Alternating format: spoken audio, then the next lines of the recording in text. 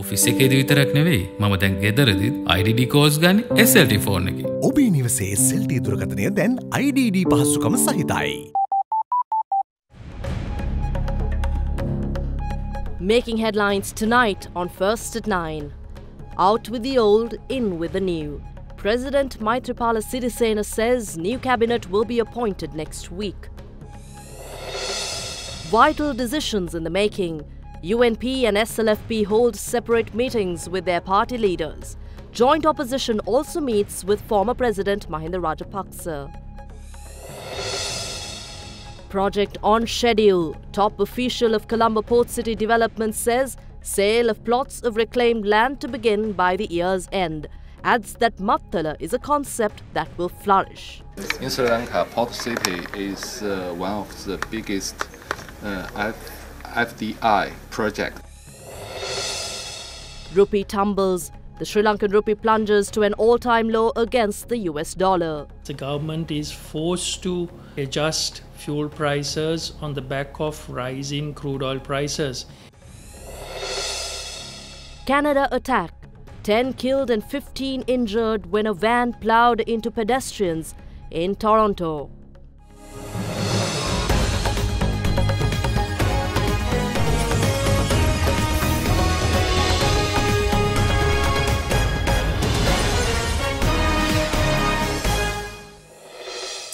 Good evening and a warm welcome to First at 9, Other Derana's primetime English news bulletin, bringing you stories from across Sri Lanka and around the world. Tonight, I am Indivari Amwat. Tonight, as the two major parties are in vital and separate discussions on the continuity of the national government, in Canada, we have news of a tragic incident where 10 pedestrians were killed. But we begin with local news. President Maithripala Sirisena says that a new cabinet, which includes ministers allocated according to a scientific method, will be announced next week. The president made the revelation in a special interview with BBC Sinhala while he was in London attending the Commonwealth Heads of Government meeting recently. Cabinet සංශෝධනයක් පිළිබඳ බලාපොරොත්තු රටේ මතුවෙමින් තියෙන කාලවකවානුවක ඔබතුමාගේ පළවෙනි පියවර වෙන්නේ cabinet සංශෝධනයේද ලංකාවට ගිය වහම ඊට පහුදාද Right after I get back to Sri Lanka, the existing cabinet will convene and we hope to appoint the new cabinet next week. We can call it a new cabinet rather than call it a reshuffle. I will appoint a cabinet where ministries are established on a scientific basis. අමාත්‍යාංශ තියෙන cabinet මණ්ඩලයක් තමයි මම පත් කරන්නේ. මේ cabinet මණ්ඩලය තුලට දැන් අපි දන්නවා පහුගිය කැබිනට් මණ්ඩලයේ ඇතම් දිනකට විවිධ චෝදනා එල්ල වුණා. ඇතම් අය අමාත්‍ය ධුර අහිමි කරගත්තා. නැවතත් ඉඩක් තියෙනවද මේ වයින් න්‍යායට කැබිනට් මණ්ඩලය තුලට පිවිසෙන්න? ඒක තමන්ගේ දේශපාලන පක්ෂ. It is the responsibility of the respective parties. Eventually, when the proposals come to me on who should be appointed, I will consider if they are suitable for the position or not. That is my responsibility because it should be a cabinet that is accepted by the people. The ministries are usually recognized locally and internationally.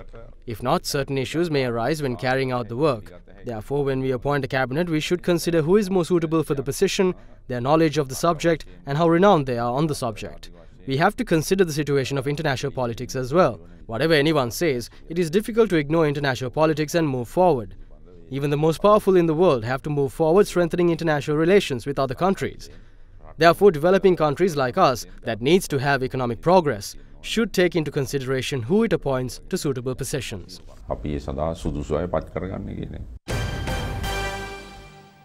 The Central Committee meeting of the Sri Lanka Freedom Party commenced a few hours ago under the patronage of President Maithripala Sirisena at his official residence. In a backdrop where 16 parliamentarians of the party have decided to sit in the opposition, party representatives said that this meeting was being held to decide whether the party should stay in the national government or not. A group of Sri Lanka Freedom Party parliamentarians who stepped down from their ministerial positions held a discussion last night at the residence of parliamentarian Thilanga Sumitipala. Following discussions, parliamentarian John Sinivaratna revealed that at the parliamentary session, which is to convene on the 8th of May, they will sit in the opposition with another group that are currently in the government.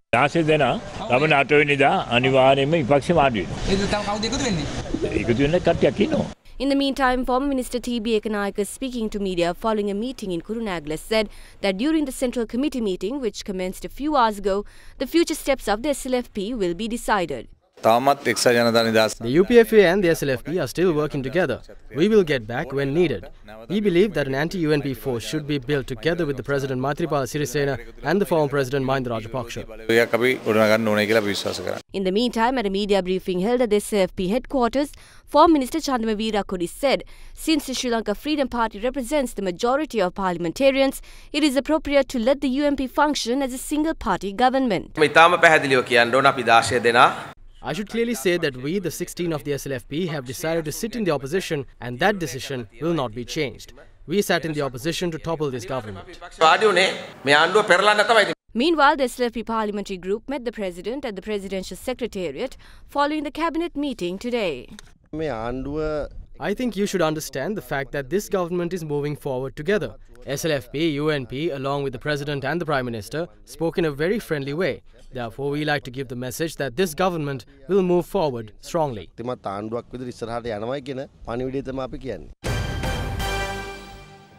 United National Party's Politburo met this evening at Temple Trees to discuss the methodology on how to appoint the new office bearers for the party. Party sources revealed that several final decisions were taken during the meeting on filling the vacated posts as well as appointments of new office bearers. UNP's Politburo, the Party Reforms Consultative Committee, met today, 2 days ahead of the party's working committee meeting. The Politburo has been entrusted to finalize its decisions before the working committee meeting this Thursday.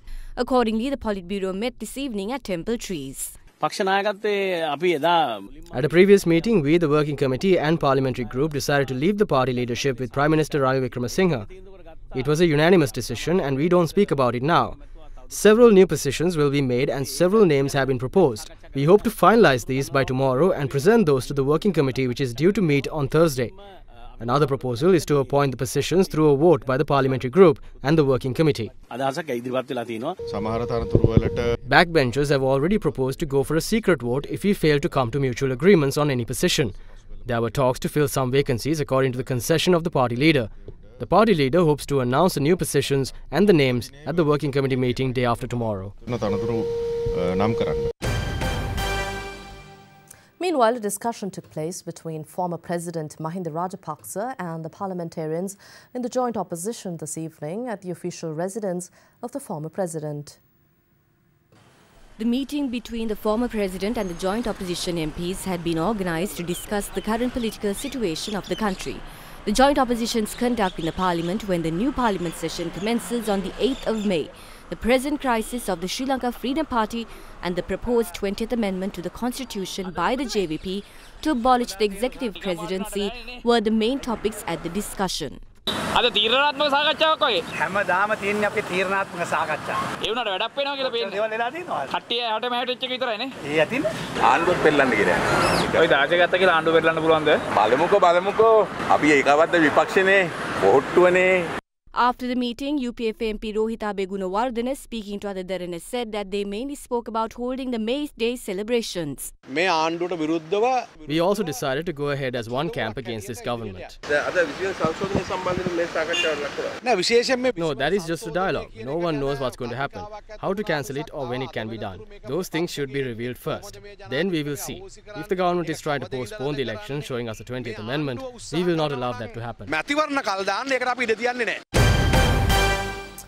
And the chairman of Election Commission, Mahinda Deshapriya, says that it will be a challenge to avoid an overhang situation should the mixed member proportional system be implemented at the provincial council elections. He also added that if a new electoral system is to come into place, fruitful dialogue is required with relevant stakeholders. He made this remark at a media briefing held in Colombo today. All the election systems, sort system is there. The strength and weakness in the both, all the systems, every system has S and Ws. So the best way, we have to work to minimize the problems. To overcome the overhangs, we have the mathematical solutions, like as Duckworth-Lewis system. And through the acts, not giving to the decimals, only giving to the real numbers, allocate the Parliament Council seats, we can overcome the overhangs.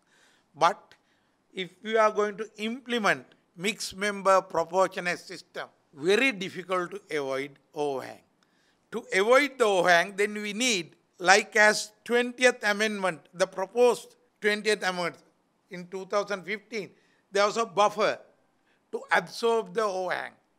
National list was the buffer, we decide. So there is a lot of ways, alternatives, but election experts, lawmakers, Attorney General, legal draftsman, and the Provincial Council and the local government ministry, everyone must be involved to discuss. Media, we must have the lengthy discussion to change the electoral system. But what we are going to do is, we sit together. It is 1 week, 2 weeks, we need this change. We will approve it. Parliamentarian Dr. Bandula Gunawardena says that the businessmen and authors should pay taxes under the new Inland Revenue Act like never before. He expressed these views at a media briefing held in Colombo today.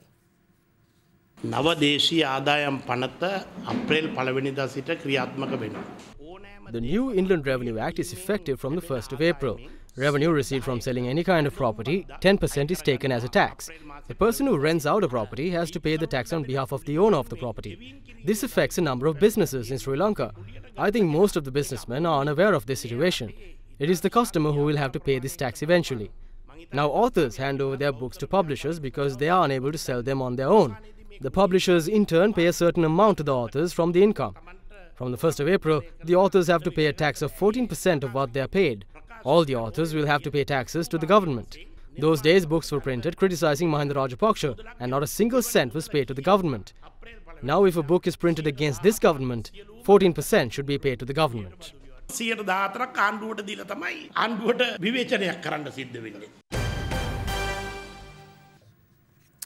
The Global Sri Lanka Forum says that the current government does not have the mandate to go for another constitutional amendment without a new mandate. Speaking at a media briefing held in Colombo today, the Sri Lankan coordinator of the Global Sri Lanka Forum, Attorney at Law Nuwan Vellanthudua, insisted that the joint opposition does not mention the abolition of the executive presidency until the country gets a government which will work in favour of the national interest. Now, the mandate that Ranil Wickremesinghe and the Maithripala Sirisena government got in 2015 is already spoiled. And in the recent local council election, it is obvious that the people of this country have rejected whatever that Ranil Wickremesinghe government has done so far, and Maithripala Sirisena government. They couldn't stick on to the promises that they given about the good governance and the constitutional democracy. They have violated all the parliamentary democracy principles. Therefore, we believe that there is no right for Ranil Wickremesinghe or Maithripala Sirisena to go for another constitutional amendment without getting a new mandate. Also, we ask the members of the joint opposition that they need to understand what happened in the 19th Amendment. In the 19th Amendment, in the name of the democracy and all the other democratic changes, the Ranil Wickremesinghe institute the executive prime ministership within the existing constitution, which is now the main barrier for the in the parliament for the opposition to pass an action against the prime minister. Therefore, we inform the joint opposition to take necessary actions and do not talk about the abolition of executive presidency during this atmosphere until we get a government in favor of the national interest. Inspector of Police Neomal Rangajiva and Prisons Commissioner Emil Ranjan Lamaheva, who were arrested over the Balikada prison clashes in 2012, have been further remanded until the 8th of May by the Colombo Magistrates Court. We now take a look at other stories making news from across Sri Lanka. The Colombo Fort Magistrate today reissued an open warrant for the arrest of former Sri Lankan ambassador to the United States, Jalia Wickremesuriya, who is under investigation for allegedly misusing state funds. The open warrant was issued by Fort Magistrate Lanka Jayaratna after considering a request made by the Police Financial Crimes Investigations Division. The Kandy Road Development Authority has informed that vehicular movements will be suspended until cracks in parts of the Kadugannawa Rock Tunnel have been looked into. The administration of the Vavuniya campus of the University of Jaffna have decided to close the Faculty of Management at the Vavuniya campus indefinitely due to a tense situation which arose after a group of students of the management faculty clashed with the administration. The government provided 500 rupees to paddy farmers and 1,500 rupees to other farmers on the 7th of April in order for them to obtain fertilizer. However, many farmers have expressed that they have been severely inconvenienced due to the shortage of fertilizer. Due to filling water into the Minneria tank in view of the Yalla season, officials have begun moving wild elephants in the area to the Kaudula National Park.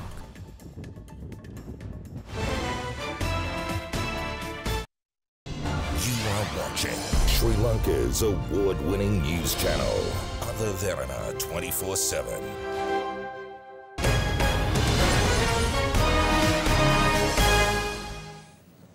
Welcome back in your business news. A top official at the Chinese firm carrying out the $1.4 billion Port City project in Colombo said they're hoping to begin the sale of reclaimed plots of land for businesses and for them to set up ventures at the Colombo International Financial City Development Area by the end of this year.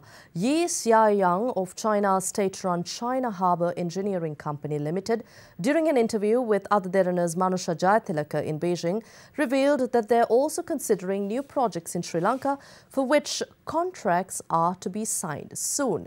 Speaking further, Yi Xiaoyang said that Mattala Rajapaksa International Airport is a concept that will flourish in years to come. In Beijing, Other Derana's Manusha Jayatilaka spoke to Yi Xiaoyang of China Harbour Engineering Company, a subsidiary of China Communications Construction Company, through which Sri Lanka's $1.4 billion Port City project is carried out. China Harbour Engineering Company is vested with handling the master plan, land reclamation and infrastructure development of the International Financial City or Port City project, which seeks to reclaim 269 hectares of land adjacent to the Golf Face Green. In Sri Lanka, Port City is one of the biggest FDI projects. What's the progress now with the project? The first phase of the project is reclamation work, and so far we have completed 80% of reclamation. We expect to begin the next phase of real estate managing process by the end of this year. This means we hope to start selling plots to the market by the end of this year. It is proven that our project is legally compliant with all standards of your country, and so now the project is continuing on schedule. There are media reports that say India is concerned about China's involvement in the Port City project, and then they believe that India is more influential than they should be in the Indian Ocean region. So what do you think about it? Are you concerned about these criticisms? We think the Indian media are too worried. We are businessmen, and for us business is business. What we first took into consideration were the commercial benefits. Let's talk about the Belt and Road Initiative. What do you think should Sri Lanka's role be in it? And then how important is Sri Lanka within that initiative? That's a good question. Geologically speaking, Sri Lanka stands at a very important position in Asia. Secondly, your people are well educated. Thirdly, you have a government that has a good will to develop the country. We took all that into consideration. Sri Lanka has an inclusive attitude towards the world. As per our experience in China, we know if you have more of an open market, you can be more prosperous. In that regard, what are the other projects that you are looking at? Sri Lanka. We have good faith in the cooperation between the governments of China and Sri Lanka. As for projects, we will soon be signing contracts and the projects will be revealed soon. Now the Mattala International Airport, it was one of your projects, and I believe you had a great vision for it. But now it's considered to be one of the unsuccessful projects within Sri Lanka. What do you think went wrong with that? As for the airport project, we extended our vision for a long-term picture. In China, we have the same experience where we built several ghost city projects. This means we have no people coming into these sites until they are concluded. But in 3 or 5 years, they flourish. The cost-reflective pricing formula for fuel, which was to be tabled before Cabinet for approval today, has been further delayed. Speaking exclusively to First at 9 from London today, State Minister of Finance Derana Wickramaratne said that the government will implement the fuel pricing formula at the appropriate time. Last Friday, the IMF team reached a staff-level agreement with Sri Lankan authorities on the fourth review and an economic reform program supported by a 3-year extended fund facility arrangement. One of the criteria expected to be considered under the EFF program is based on the Cabinet's approval of an automatic fuel pricing mechanism consistent with the EFF-supported program. The measure would represent a major step towards completing energy pricing reforms in 2018. However, the cost-reflective pricing formula for fuel, which was to be tabled in Cabinet for approval today, has not yet been finalised. තෙල් මිල සම්බන්ධව මිල සූත්‍රය අද දිනේ cabinet එකට දැම්මා. අද සාකච්ඡා කරේ නැහැ පිළිබඳව. තෙල් මිල තීරණයක් ගැන ඒක කමිටුවක් ඉදිරියට සාකච්ඡා කරලා ඒකම කරයි දැම්ම මොකද ඒකට තීරණ කරන්නේ නැහැ. Meanwhile, former Minister of Petroleum Industries, Minister Chandima Veerakodi, convening a media briefing, stated that the failure of implementation of the fuel price formula was owing to the opposition of former Minister of Finance Ravi Karunanayake.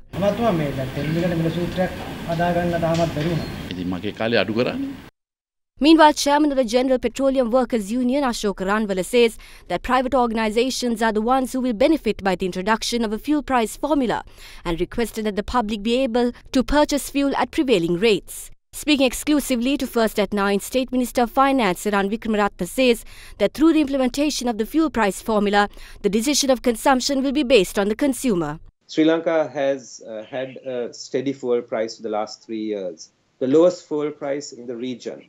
The question here is whether the government should be artificially managing the price or whether the consumer should be managing the price. So the question about fuel price adjustments are to do with whether the government decides or the consumer decides.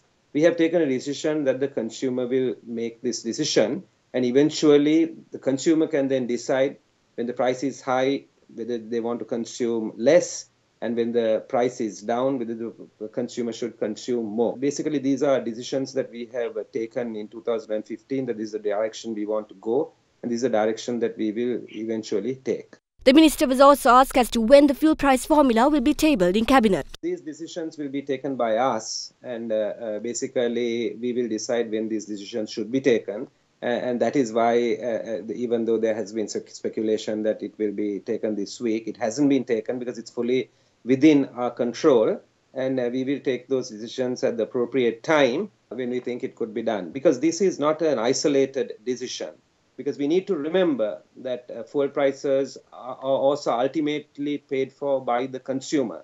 Either he pays it by a lower fuel price and then cuts in social transfers like Samurdhi and cuts in education and health, or we go ahead with social transfers and in fact enhance them and actually give the subsidy to the people who actually deserve it, rather than to give subsidies even to people who can afford it. So that is the logic behind all the decisions that we will take.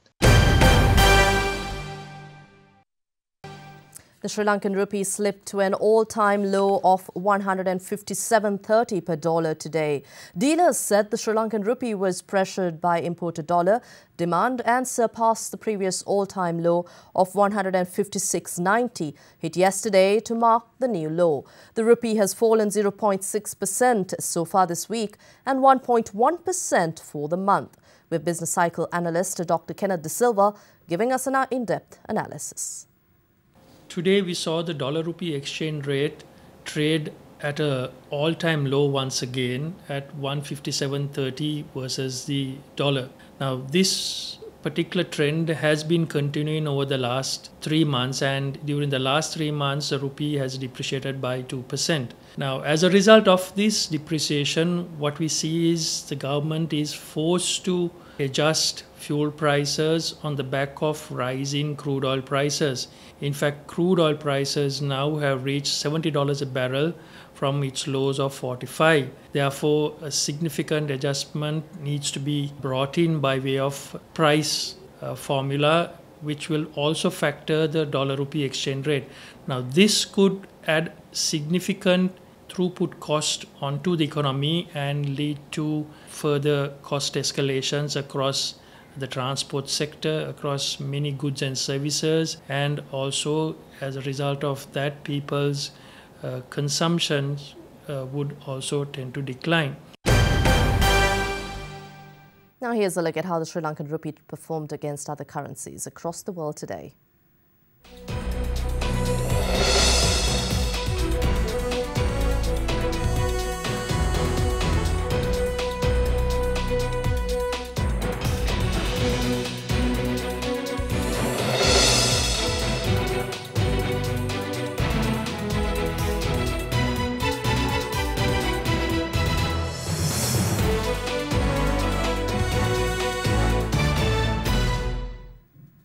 At the Colombo Stock Exchange, the all-share price index ended 0.13% weaker at 6,516.71, its lowest close since April 16th. The turnover stood at 356.8 million rupees, less than a third of this year's daily average of 1.2 billion rupees. We have Imeshi Fernando from the Colombo Stock Exchange for more details.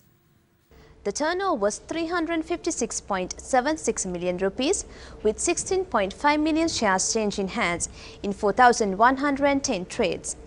The market capitalization at the end of the day was 3,042.49 billion rupees. Today's foreign purchases were 46.14 million rupees and foreign sales were 71.99 million rupees. And there were no crossings today. You are watching Sri Lanka's premier news channel, Other Derana 24/7.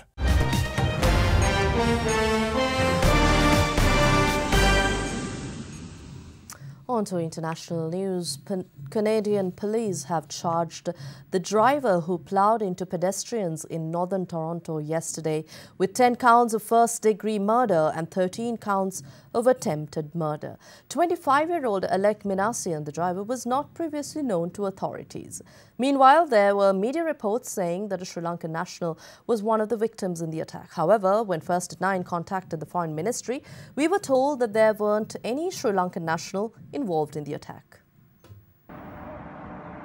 Toronto's police chief Mark Saunders confirmed that 10 people were killed and another 15 were injured after a 25-year-old man appeared to deliberately mow down pedestrians in northern Toronto yesterday. He said the suspect in the incident, Alec Minassian, was not known to police and his motives were still unknown. Citing government officials, the Canadian Broadcasting Corporation said that Minassian was not associated with any organised militant group. The incident occurred just before 1:30 p.m. local time as large crowds of office workers were on lunch breaks. Meanwhile, an officer has been praised for not opening fire during a tense standoff with the suspect, who claimed to be armed. Video broadcast on CBC News showed a man pointing what appeared to be a gun at officers and shouting, "Kill me." The officer tells the man to get down, and when the suspect says he has a gun, the officer repeats, "I don't care, get down." The suspect was then arrested without shots being fired.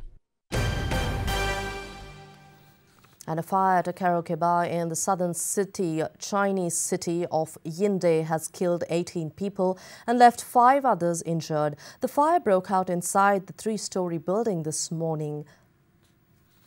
Police in southern China have arrested a man suspected of starting a blaze in a karaoke lounge that killed 18 people and wounded 5 others. Police have arrested a 32-year-old man for suspected arson. Reports allege he blocked the bar's only exit with a motorbike before starting the fire.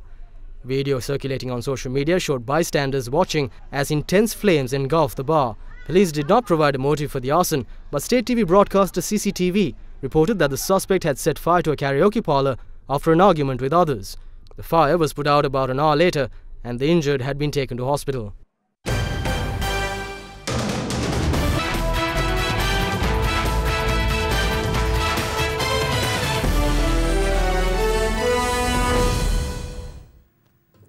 Well, the Under-19 Division 1 50-over cricket tournament held its second semi-final tournament today at the St. Peter's College grounds. Defending champions, Richmond College, Gaul, took on St. Thomas's College, Mount Lavinia, in what was a cracker of a game. The second semi-final of the Under-19 Division 1 limited overs cricket tournament got underway today at the St. Peter's College grounds.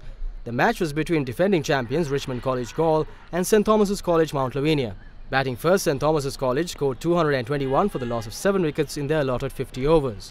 Richmond College reached the target of 222 in just 43.2 overs, effectively beating St Thomas's College by 5 wickets. You are watching Sri Lanka's premier news channel, Other Derana 24/7.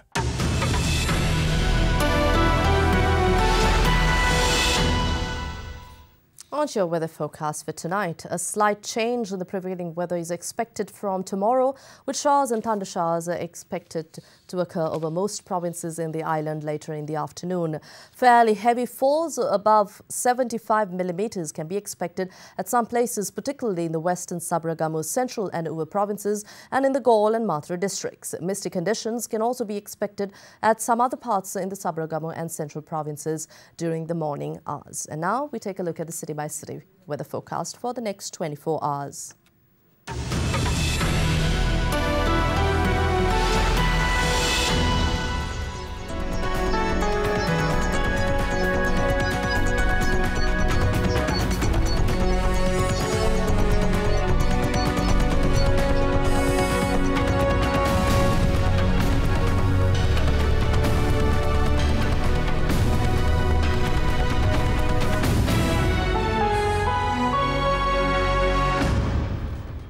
And that's all from Other Derana's Premier English News, first at 9. But before we go, as usual, we'd like to leave you with visuals. And tonight, we have visuals of Queen Elizabeth II visiting Kandy in 1954.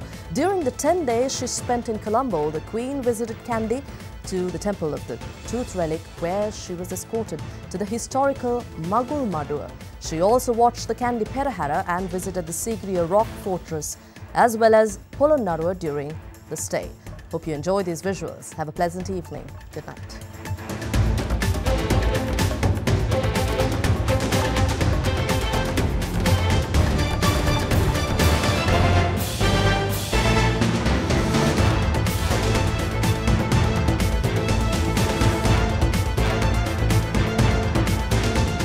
Bringing you the news and information 24 hours a day. This is Sri Lanka's premier news channel, Other Derana 24/7.